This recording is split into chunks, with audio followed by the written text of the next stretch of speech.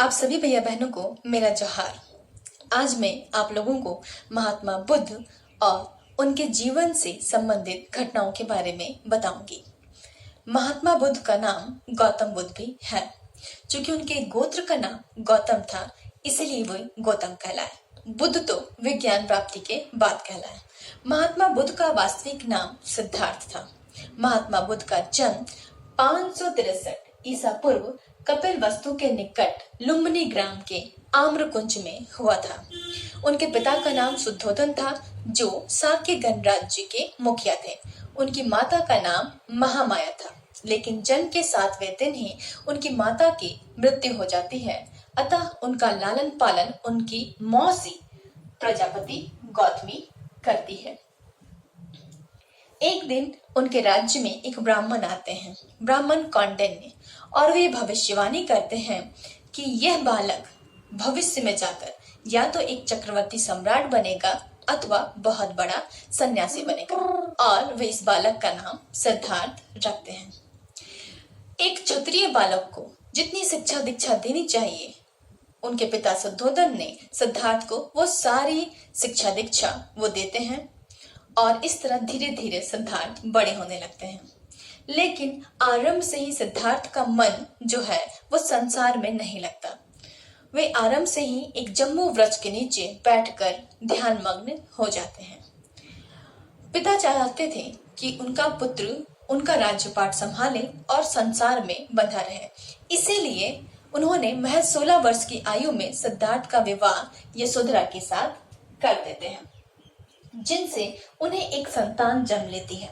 लेकिन महात्मा बुद्ध को उनकी ये संतान देखकर खुशी नहीं होती। उनको ऐसा लगता है कि उनका यह पुत्र उनको संसार के बंधनों में बांधने के लिए एक और कड़ी है, और उन्हें वो राहु के समान लगता है। इसीलिए वे अपने पुत्र का नाम राहुल रखते हैं।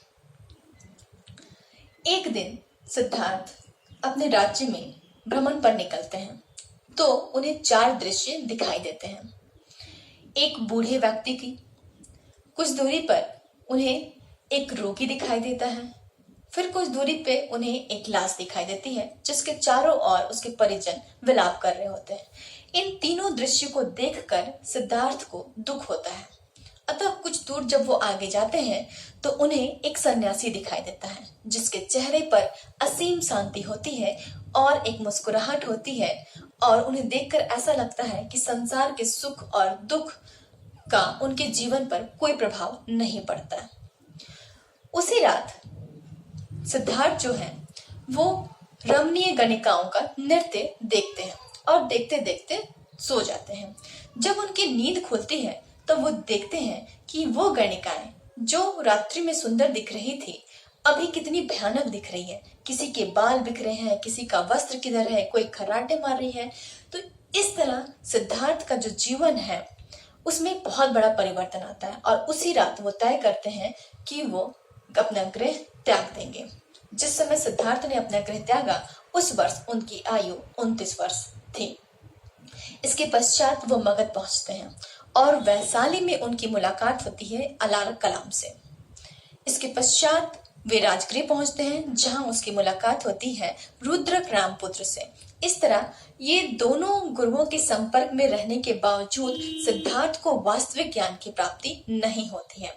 इसलिए वो ज्ञान की तलाश में उर्वेला चले जाते हैं, जहां उनकी मुलाकात 5 ब्राह्मणों से होती है, और उनके साथ मिलकर वो कठिन तपस्या करने लगते हैं। भूखे प्यासे रहकर उनका शरीर बिल्कुल जर्जर हो गया है और तपस्या में लीन है, फिर भी उन्हें ज्ञान की प्राप्ति नहीं होती है। तब सिद्धार्थ ये तय करते हैं कि वे भूखे प्यासे रहकर इस तरह के कठोर तपस्या नहीं करेंगे, और सुजाता नामक कन्या के हाथों वो भोजन करके अपनी तपस्या तोड़ देते हैं।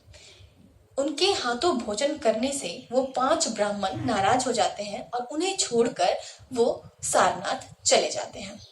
इसके पश्चात सिद्धार्थ भी गया आ जाते हैं, और जहां निरंजना नदी के तट पर पीपल वृक्ष के नीचे बैठकर ध्यान मग्न हो जाते हैं, और ये प्रण कर लेते हैं कि जब तक उन्हें ज्ञान की प्राप्ति नहीं होगी, वे अपनी तपस्या नहीं भंग करेंगे।